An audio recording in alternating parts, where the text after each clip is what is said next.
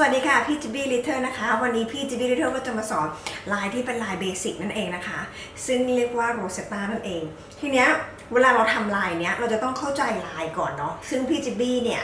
จะเริ่มจากการที่พี่จิบบี้นะดูท่านะพี่จิบบี้จะยืนแบบนี้นะคะคือว่าแก้วพี่จิบบี้จะไม่ค่อยอยู่ตรงกลางนะเพราะว่าพี่จิบบี้ชอบให้หางมันยาวๆเนาะก็จะอยู่ประมาณต้นๆนี่นะคะอันนี้ก็แล้วแต่ความถนัดนะแต่พี่จิบบี้รู้สึกว่าแบบเนี้ยถอยง่ายกว่าพี่จิบบี้เนี่ยจะเริ่มนะคะตรงกลางนะโดยที่พี่จิบบี้สะบัดไปตรงกลางปุ๊บแล้วจะค่อยๆดันเข้าจะเห็นนะคะว่ามือของพี่จิบบี้จะวิ่งขึ้นไปด้านหน้านะ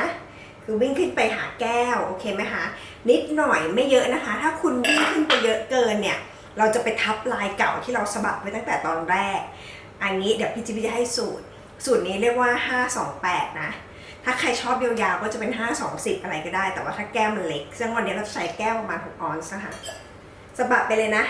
5ขยับขึ้น2นะคะแล้วเราจะถอยยาวๆนะคะถอยให้หางสวยๆแล้วเวลายกนะคะอันนี้เป็นเทคนิคเลยว่าปกติเวลาพี่จิบบี้เห็นคนยกเนี่ยชอบยกเร็วแล้วก็ยกแรงแล้วก็ยกหนักอย่างนี้จะทำให้ลายเนี่ยเต็มเร็วนะคะแล้วก็น้ำที่เราไปยกแรงๆเนี่ยจะไปดึงให้ภาพเนี่ยเสียศูนย์เนาะก็จะไม่สวยหรือว่าบางคนไปใส่หัวแบบดันหัวข้างบนโตๆก็จะไม่สวยนะคะพี่จิบบี้จะแนะนำว่าให้พยายามผ่อนน้ำนะคะตรงจนจะจบเนี่ยไปน้ำเหลือแค่นิดเดียวแล้วก็ค่อยๆตัดนะคะไม่ต้องรีบนะคะตอนแรกเนี่ยตอนที่เราเริ่มเนี่ยแนะนำว่าต้องค่อนข้างที่จะเร็วนิดนึงไม่งั้นลายเนี่ยจะไม่ขยายพอลายไม่ขยายไปข้างๆเนี่ยลายอื่นที่กำลังเกิดขึ้นมาใหม่เนี่ยก็จะถูกบล็อกนึกออกไหมคะเพราะฉะนั้นเนี่ยเราจะต้องควบคุมเวลาด้วยทุกคนเดี๋ยวไปดูวิดีโอนะแล้วก็ดูพี่จิบบี้นะคะเดี๋ยวพี่จะทำให้ดูเลยว่ามันจะเป็นแบบนี้นะ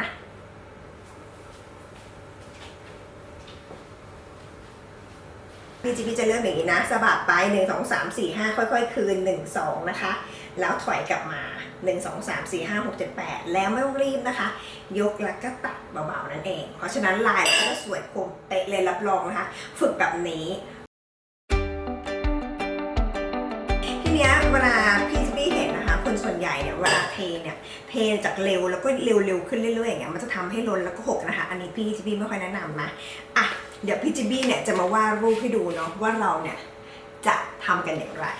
โอเคนะคะเดี๋ยววาดให้ดูอันนี้เป็นแก้วนะคะอันนี้แนะนำว่าถ้าใครมีกระดาษนะคะหยิบกระดาษกับปากกาขึ้นมาเลยนะเดี๋ยวพี่จิบบี้เนี่ยจะทำให้ดูเราจะใช้เทคนิคที่เรียกว่า528นะคะเราจะสร้างรูปทั้งหมด3รูปก็คือเราจะสร้างรูปฐานก่อนคือ5ครั้งนะคะแล้วก็เราก็จะดันให้ฐานเนี่ยโอบร้อมนะคะก็จะเป็น2ครั้งแล้วก็เป็น8ครั้งใครชอบหางยาวๆก็ทำสัก10 ครั้งก็ได้นะไม่เป็นไรเดี๋ยวพี่จิบบี้จะวาดให้ดูนะเวลาที่เราวาดโรเซตตานะคะ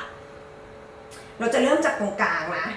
1 2 3 4 5จุดสำคัญนะคะคือตอนที่ดันมือขึ้นเนาะ1 2ก็จะไปเติม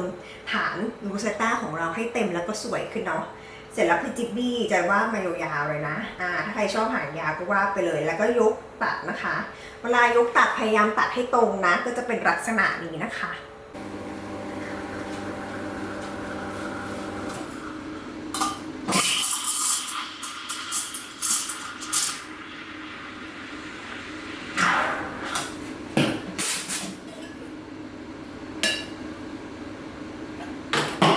โอเคตอนที่เริ่มนะแนะนำเลยว่าต้องหาแก้วนะคะแล้วเราจะค่อยๆคืนนะคะเราจะไม่คืนแบบ aggressive นะไม่งั้นมือนี้จะตามไม่ทันหรือเปล่าไหมคะมันจะตามกันไปเป็นเซตเลยเนาะเริ่มเลยนะคะสะบัดไปเลยค่ะนับไป5 ครั้งนะคะ1 2 3 4 5ขึ้น2นะคะแล้วถอย8ช้าลงนะคะก่อนน้ำเส้นเล็กนะคะเราก็ค่อยๆตัดแบบนี้นั่นเองบอกเลยว่าลายนี้ไม่ยากนะถ้าเราคืนแก้วเป็นนะคะถ้าเราค่อยๆคืนเนี่ยเราก็จะมีเคิร์ฟที่ค่อนข้างจะสวยนะคะแต่ถ้าเราคืนเร็วหักไปเนี่ยตัวเคิร์ฟของตัวโรเซตตาเนี่ยตัวก้ามตัวเนี้ยจะสั้นอันนี้ก็แล้วแต่คนชอบแต่ถ้าใครชอบแบบกว้างๆก็ค่อยๆคืนแต่ถ้าใครชอบแบบพอดีก็คืนเร็วขึ้นมานิดนึงอะไรอย่างเงี้ยนะคะโอเคค่ะแล้วเดี๋ยวอย่าลืมนะคะใครมีคอมเมนต์หรือว่ามีคำถามนะคะทิ้งคำถามไว้เดี๋ยวพี่จิบบี้จะมาเป็นซีรีส์สั้นๆนะคะเพื่อเป็นการสอนลาเต้อาร์ตฟรีสำหรับผู้ที่เริ่มต้นนะคะแล้วถ้าใครมีคำถามเนี่ยถามได้เลยเนาะไม่ต้องเกรงใจนะเดี๋ยวถ้าพี่จิบว่างเนี่ยหลังจากการแข่งเนี่ยพี่จิบบี้ก็จะมาลงไว้นะคะอย่าลืมนะคะซับบิโลค่ะคุณค่ะ